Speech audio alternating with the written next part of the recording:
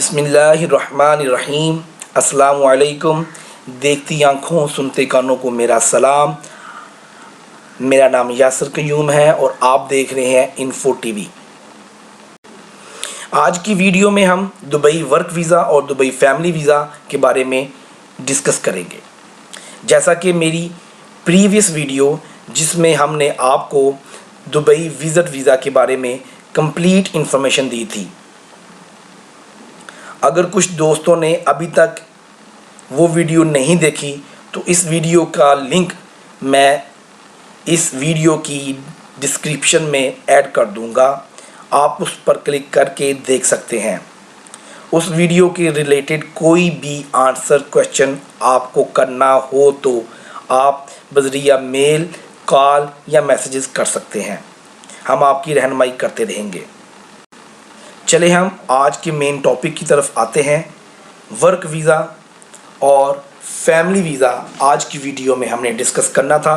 सबसे पहले हम वर्क वीज़ा की डिटेल आपसे शेयर करते हैं। वर्क वीज़ा यानी रेजिडेंट वीज़ा, जिसमें आप काम कर सकते हैं और आपको वहाँ का रेजिडेंट्स कार्ड मिल जाता है, एमिरेट्स कार्ड, उसको हम वर्क वीज़ा कहते हैं। एक बात मैं वाज़िया कर दूं, बहुत से लोग जिनको बहुत सी गलत फहमियाँ हैं दुबई रेजिडेंट्स वीज़े के मुतालिक, ये बात ज़हन नशीन कर लें।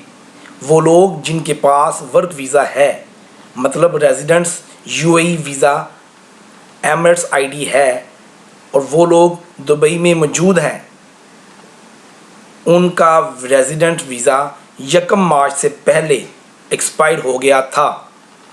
वो दोस्त 10 अगस्त से पहले दुबई को लीव कर दें। उसके अलावा अभी तक उनके पास और कोई ऑप्शन नहीं। इनके पास सिर्फ 1 महीने का ग्रेस पीरियड था। 10 अगस्त तक वो लाजमी दुबई छोड़ दें, अदरवाइज़ उनको जुर्माना अदा करना पड़ेगा। अब वो लोग जिनके पास दुबई रेजिडेंट्स वीज़ा यानी एमिरेट्स आईडी है और उनका वीज़ा 1 मार्च के बाद एक्सपायर हुआ है, तो ऐसे दोस्त जिनके पास एक हैंडसम यूएई ऑप्शन गवर्नमेंट की तरफ से है, उन दोस्तों के पास 3 मंथ यानी कि 3 महीने का ग्रेस पीरियड यानी 10 अक्टूबर तक वो अपना वीज़ा जो एक्सपायर हो गया है उसको रिन्यू करवा सकते हैं। आपके पास 3 महीने का रिलीफ टाइम है। ये बात काबिल गौर है। ऐसे बहुत से लोग जिनको दुबई वर्क वीज़ा के ऊपर बहुत सी गलत फहमियाँ हैं, हमें बहुत से दोस्तों ने कॉल कर पूछा, लेकिन उनका ये अबहाम अभी तक दूर नहीं हुआ। हम उनको इस वीडियो के ज़रिए ये अबहाम दूर करने की कोशिश कर रहे हैं। ऐसे वो लोग जिनके पास वर्क वीज़ा है और वो दुबई में रह रहे हैं, 1 मार्च से पहले अगर एक्सपायर हो गया था तो वो 1 महीने के अंदर यानी कि 10 अगस्त तक वो दुबई लीव कर दें।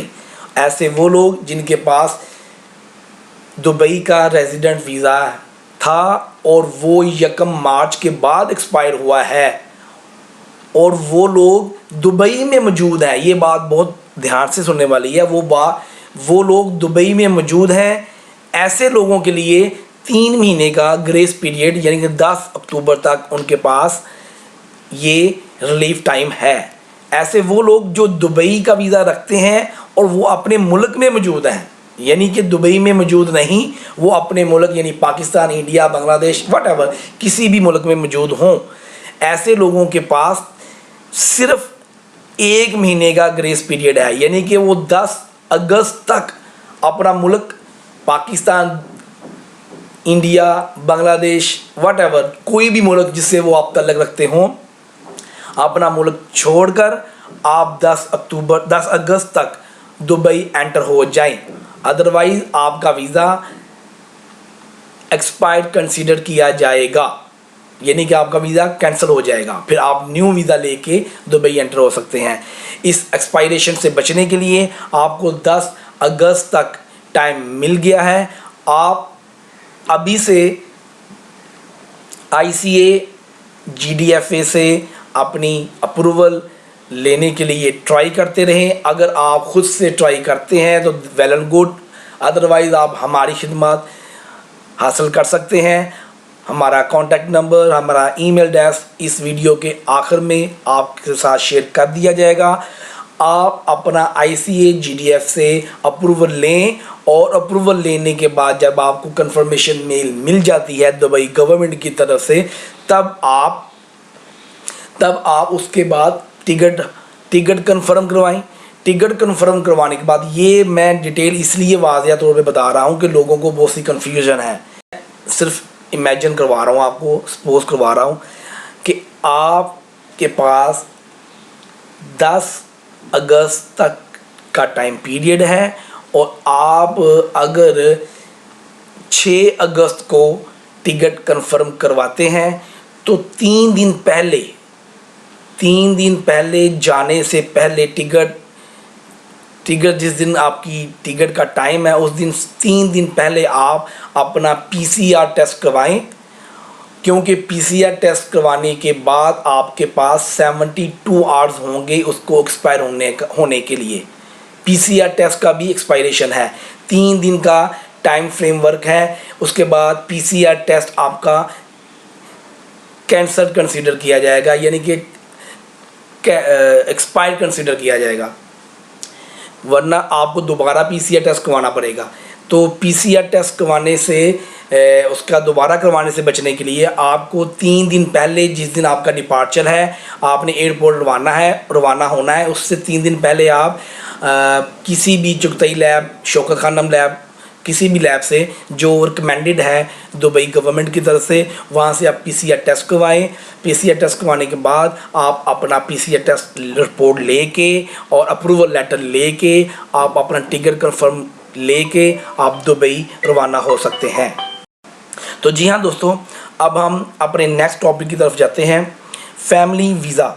ऐसे हजरात जो फैमिली वीज़ा रखते हैं उनके लिए एक हैप्पी न्यूज़ है कि अरब अमारात वाले उनको फर्स्ट प्रायोरिटी दे रहे हैं ताकि वो अपनी फैमिली के पास आ सकें। उनको GDFA से और ICA से फर्स्ट प्रायोरिटी मिल रही है अप्रूवल लेने के लिए।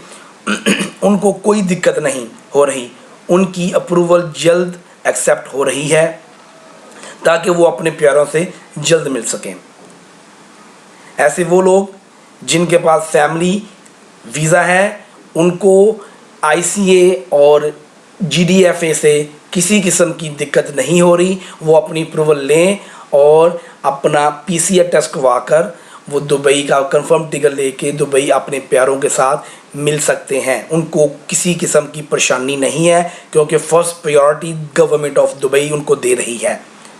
अब हम ऐसे दोस्त जो अपनी ख्वाहिश रखते हैं कि वो दुबई जाएं, ऐसे दोस्तों के लिए मैं उनसे ये डिटेल शेयर करता हूँ कि वो लोग जो दुबई जाना चाहते हैं विज़िट वीज़ा पर, वो लोग अभी वेट करें, यानी कि विज़िट वीज़ा अभी बंद है। जैसे ही कोई न्यू अपडेट आती है तो हम आपके साथ शेयर करेंगे। तो तब तक हमको इजाज़त दें।